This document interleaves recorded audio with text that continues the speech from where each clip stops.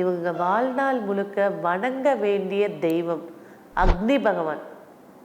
தீபம் ஏற்றி அந்த தீபத்தை கையெடுத்து கும்பிட்டாலும் சரி, திருவண்ணாமலையில் ஏற்றக்கூடிய ஜோதியை பார்த்து கையெடுத்து கும்பிட்டாலும் சரி, இவங்களுக்கு உடனே நற்பலன்கள் கிடைக்கும். இவங்க எந்த இடத்துக்கு போனாலும் போட வேண்டிய பூக்கள் அப்படின்னு பார்த்தீங்கன்னா சிவப்பு ரோஜா.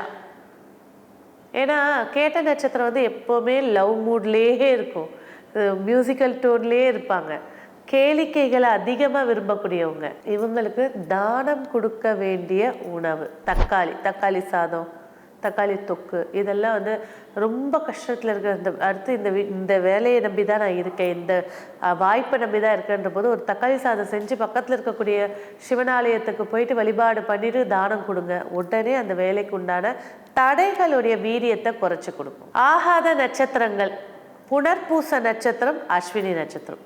இந்த 2 நட்சத்திரங்களை தவிர்க்கிறது சிறப்பை ஏற்படுத்தி கொடுக்கும். சரி, இப்போ இவங்க வழிபட வேண்டிய கோவில்கள் என்னென்னு பார்க்கலாம். தென்காசி குற்றாலத்தில் இருக்கக்கூடிய குறும்பநாத ஈஸ்வரன், இவங்களை வழிபாடு செய்யறது நன்மை ஏற்படுத்தி கொடுக்கும். திருப்பராய்த்துறை தாருகாவேஸ்வரர், அவரை திருப்பராய், அந்த பராய் மர ஸ்தலமா இருக்கக்கூடிய இது. வலுவூர் அப்படின்ற ஊர்ல இருக்கக்கூடிய கீர்த்திவாசனர் அப்படின்ற வழிபாடு செய்யறது நன்மையை ஏற்படுத்தி கொடுக்கும். திருப்பட்டூர் பிரம்மா, இவங்களை போய் வழிபாடு செய்யும் போது பல மாற்றங்கள் வெற்றியை ஏற்படுத்தி கொடுக்கும்.